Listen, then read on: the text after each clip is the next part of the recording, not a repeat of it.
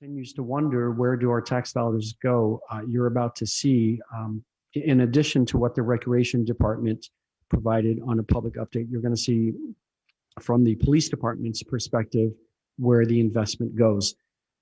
And now we all remember Chief Whitney very fondly. And if I had asked Chief Whitney to provide a 15-minute presentation, he would provide a 45-minute presentation. So I'm asking Chief Benites to provide a 15-minute presentation, and I believe it'll be 15 minutes. So Chief, I'm going to hand it over to you. Thank you. That's a tough order. I was going through this material and I did have to cut it down quite a bit. So I'm here this evening to talk a little bit about things as they relate to the police department. As we find ourselves on what we hope to be the downslope of the COVID pandemic, it's very important for us to communicate what we are doing to our community. And I think over communication is best. I could probably speak for some time on this. I would look forward to doing this more in the future. But it's important to know what issues and trends we are facing at the police department. Last year, very unusual year, unlike any other I've seen in my career. What I can say is Oxnard did not experience a lot of the turmoil that happened across this country. And without going into more detail, I will say that one of the main reasons has to do with the policing philosophy that our department has, and along with the good relationship that it has with the community. Our officers are engaged in a wide variety of work, and there's three just pictorials here. And each picture you see here is a story in itself. But it's important to see that during the course of their duties, officers have to shift gears from one role to another during the course of their day. Wearing the hats of an enforcement officer, a counselor, a crisis intervention officer, etc. And these photos were taken actually just kind of during the COVID period and some before, but they show that there's just a huge variety of work that happens in the course from the mundane to the, as we can see, highly unusual things that they deal with. But nonetheless, the work goes. Moving into this year, this slide tells us where we are as of today in terms of crime. And if you look at the numbers to your right, you see at the bottom that overall crime is down actually 15.2% from this time last year, which is actually very encouraging news. When you break it down, violent crime is actually down by almost 26%, and our property crimes are down by 13.25%. Now, you can see though that as COVID begins to thaw, we anticipate that some of these activities could potentially ramp up. But people ask, well, what else do you deal with here? Now, let me just give you some numbers here. Aggravated assaults, we respond to approximately 380 last year, and that was compared to about 374 the previous year. Homicides, we usually average about 14 per year. And you can see in 2020, we had 5, and we are at 3 this year. What's very important to note is that with a lot of reduced activity, people not leaving their homes during last year, it did change the landscape for what we had to deal with. Vehicle collisions, for example, went down very significantly. And to give you an idea, in 2019, we responded to about 5,500 vehicle collisions. That's injury, non-injury, compared to the COVID year, 4,700. And about 1,000 of those in 2019 were injury accidents.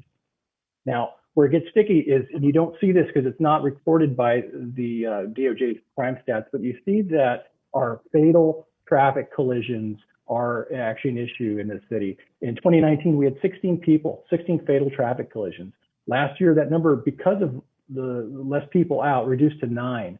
Well, as it stands today, we're currently at 8 collisions, and we're only at the very beginning of May. So it's something that I think we need to, the city, we need to try to do everything we can to keep those down.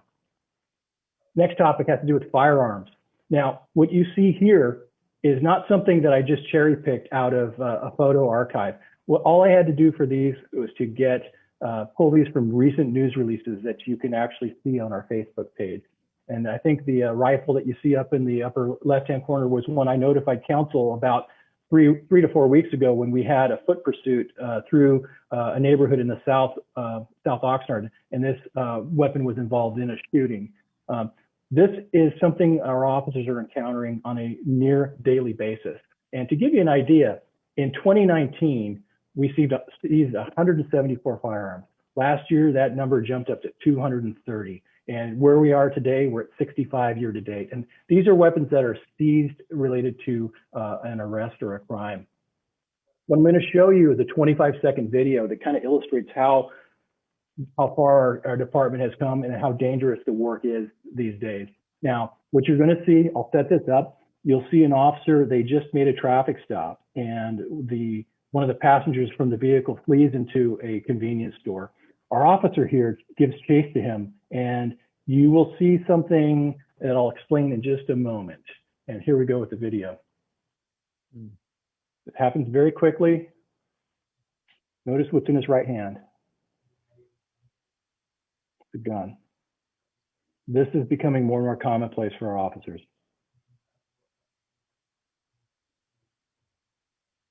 Something very significant happens here too.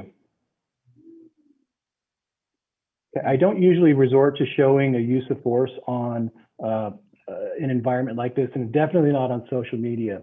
But what we see here is this could have easily been a shooting. And what we see is these officers using great restraint and using the least amount of force as necessary to effect that arrest. And so I just wanted to point that out. This is what our officers are encountering. Next thing I want to talk about briefly is overdoses. And we are seeing a very large uptick in non-fatal and fatal overdoses in our city. And just to prove the point, on the right side of your screen, you see our day shift log from our watch commander from Sunday. Well, this was the entire CO's log for that day. It was 3 overdoses. And since then, I've actually had to add 3 more on top of this to the overall count for 2021 year to date.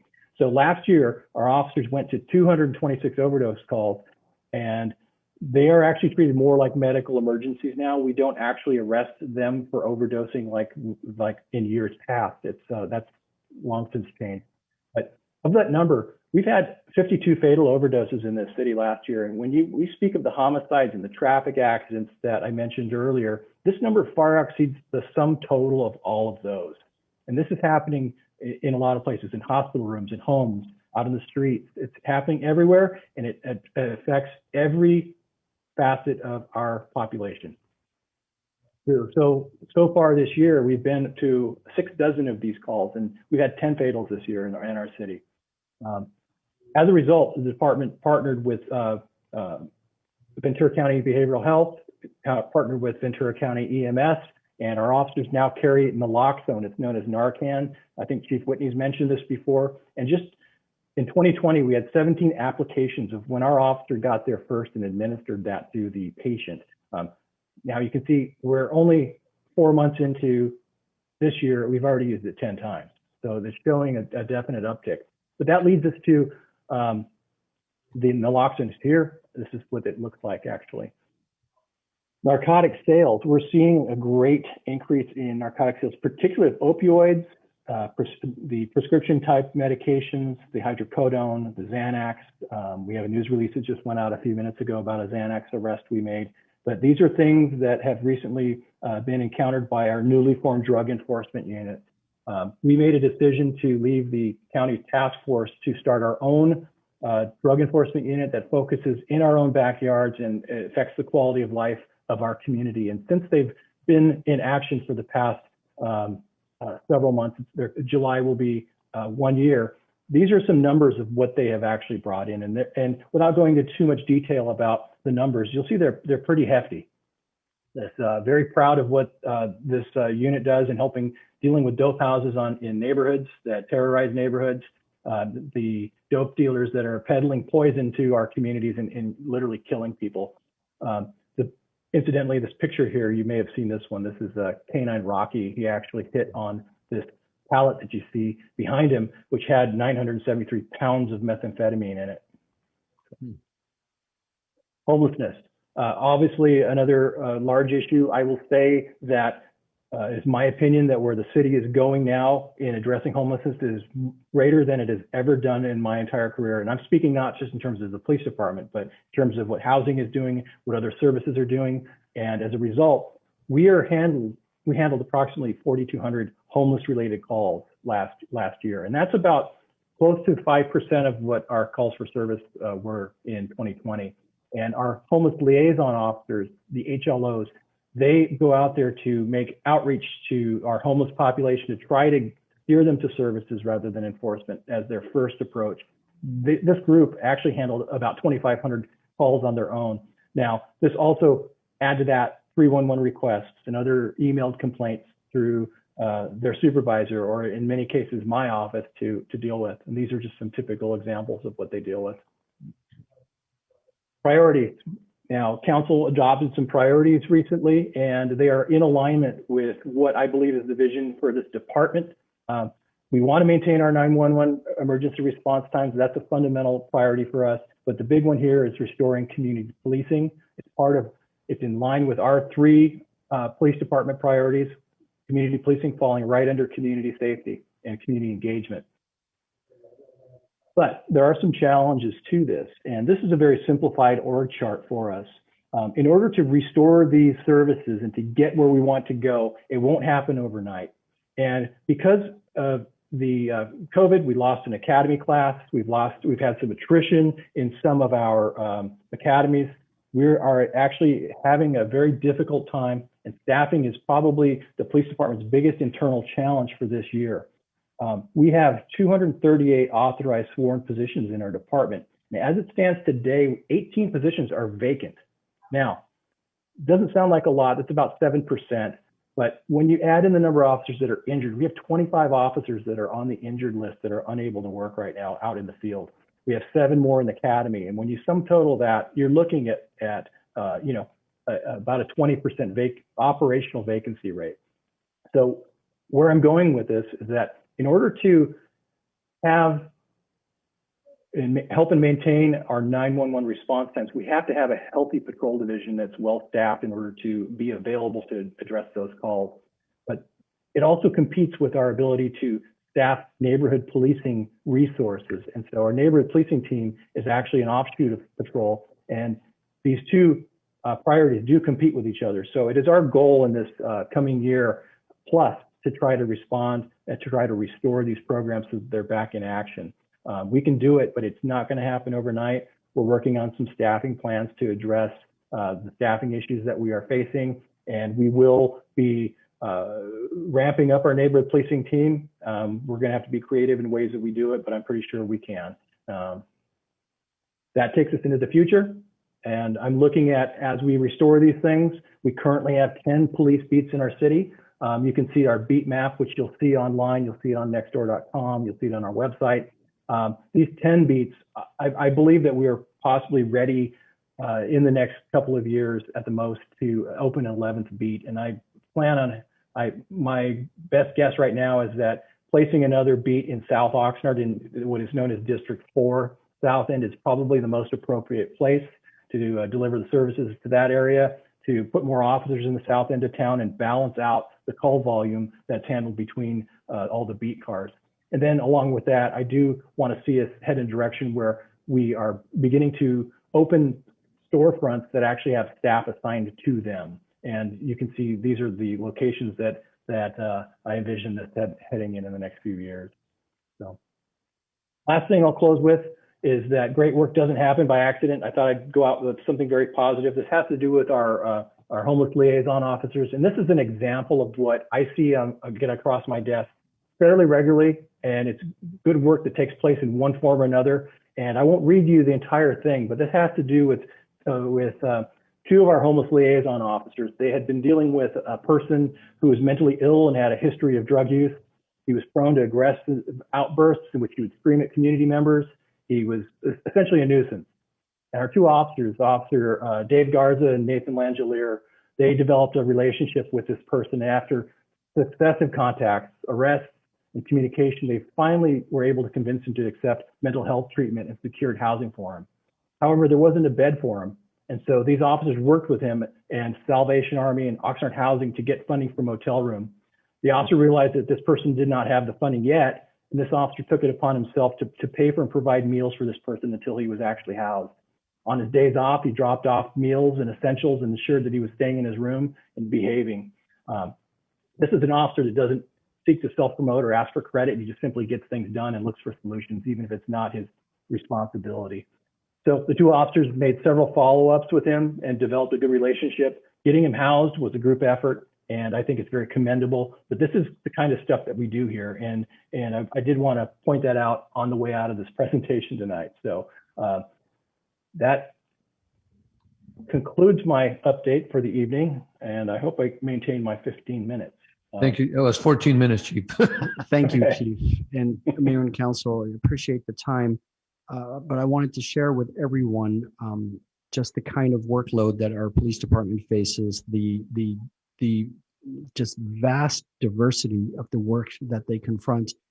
And I know that they're tremendous at their work, but I just want to share from a non-policing perspective, a lot of the statistics and the images that the chief shared, just have to think of the human impact of our officers showing up to overdose situations, showing up to help out at accident scenes, not to mention the cases where they're actually in direct harm's way in terms of violent activity. So I just wanted to share that in terms of what they've been doing, especially throughout this pandemic year that we're coming out of. And with that, I see you have the Mayor Pro Tem and Okay, Councilmember Perrello. Mayor Pro Tem followed by Councilman Perrello. Mayor Pro Tem. Thank you, Mayor. And Chief, I just want to compliment you on returning to the neighborhood policing program. I think that people don't realize that through that program, you're able to address problems up front and deal with them before they really become problems on the backside that we have to deal with. It. I think it's pretty effective. But also kudos to you for bringing home the drug enforcement unit. Those guys are working. I say gang or guys. Those officers are just working phenomenally out there. I see the stats that they're producing; they're incredible. And I just wanted to make one comment. You mentioned the vacancies that you have, and I think my memory is still accurate, but it may be a little flawed because I'm in that older generation now. But generally, if council were to say to you today, you have 25 new positions, you're looking at a 6 to 12 month recruitment period, doing background and everything else, and then a 6-month academy, and probably 3 months of field training. And that's for probably 1 out of every 100 applicants that gets through the process.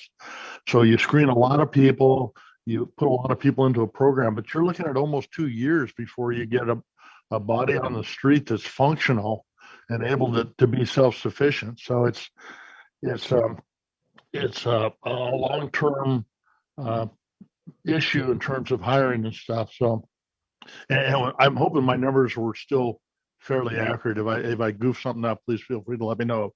But would that be a fair statement? Yes, it would. For example, we started with 9 in the academy last month. We are down to 7 in the academy that will graduate in October. They will go through about 5.5 months of field training before they are actually out. So we're talking this time next year. I have to weigh that against anticipated retirements, any unanticipated separations that we may have here. And so it's kind of like sometimes it's 1 step forward, 1 step back. And to change the staffing picture, it simply does not happen overnight. And so as a result, with our vacancy rate being what it is, it does not make sense for us to ask for more sworn positions at this point in time. We need to fill the positions that we have vacant now and get that handled. And so the ask there is community members. We need to hire people from this community. We need applicants. Send everyone here, send us somebody that you know that's interested in working here, whether it's as a dispatcher, as a records technician, as a police officer. We really need to get there. But unfortunately, this is our biggest challenge. It's harder to get that neighborhood policing team back out there when I'm dealing with a patrol staff that is actually struggling to, put out minimum numbers every day. So it does happen. And the last point about the drug enforcement unit, Mayor Pro Tem, is that I have to give credit to our staff. This is I had some staff come to me about this time last year with an idea, And I said, let's talk about it. And they had a lot of passion for what they do. And I'm very amazed by the employees that we have here. They have an idea and they want to run with it. And with a little support and a little guidance, they can do some really good stuff. And the Drug Enforcement Unit is a good example of that. Thank you, Chief. And with the added months to field training, you're looking at about a 24-month turnaround then to have someone on the street. And I know that you're not begging for positions right now. You're just trying to fill the ones you have. So, but I just want people to understand that from the day the light turns green, it's about 24 months out before we have a productive person on the street. So thank you very much. Thank you for the presentation. Thank you. Thank you, Chief. Councilmember Perrello. Thank you very much, Chief, for the fantastic presentation. Those pictures, and I'd like to speak to the city manager right now. Those pictures in that video, I believe, are worth finding out if we can get it on the various social medias that are shared throughout the city of Oxnard, because those are extremely eye-opening. The amount of weapons, the city of Oxnard is doing a hell of a job getting the weapons off the streets. But when you see what's there and you see the interaction of the individual running into the store with the gun, we could have an entirely different story. We don't have that type of officer working here. And the other part that was amazing to me, the officer is struggling with the guy and everyone in that store is just standing around. Nobody's even getting out of the way or offering to help. Thank you very much. And I hope that we do share this with a tremendous amount of the people. 250,000 people in the city of Oxnard. They're not all watching tonight. And with Spectrum the way it is, I really hope, city manager, you get it out there. Thank you. Thank you, Perrello. Chief, I am also the Narcan. My understanding is that individuals or family members that have a potential person that's using drugs at home can get Narcan. Is that correct? Yes, that's correct. And do they contact the county or they contact the Oxnard PD? They would have to go through a different program. They can go through I believe they can go through a doctor. They can go through the county programs. I believe it can be, I'm not 100% sure, but it may be something that can be prescribed. I'm not 100% on that though, but it is common for us to come across people that actually have it. And when we come to places, these alleys and locations where we have, needles dispositive, a lot of times we find extended Narcan kits. That saved quite a few people. Also, the other thing too that I'm really glad you're going to put together is a neighborhood program. I remember in La Colonia, La Paloma was really very successful. We had quite a few people there, but policemen participating, especially at Christmas time with the tamales and the gifts and just getting the officers acquainted with the youth there was really, really positive. So I'm glad you're doing that too. And if I'm not correct, you said our crime is down 15%. Year to date, correct. That's as of that is our preliminary estimate as of today. Each week we update that number, and it usually fluctuates throughout the year. But it's safe to say that I'm optimistic where we are right now. That's a good place to be.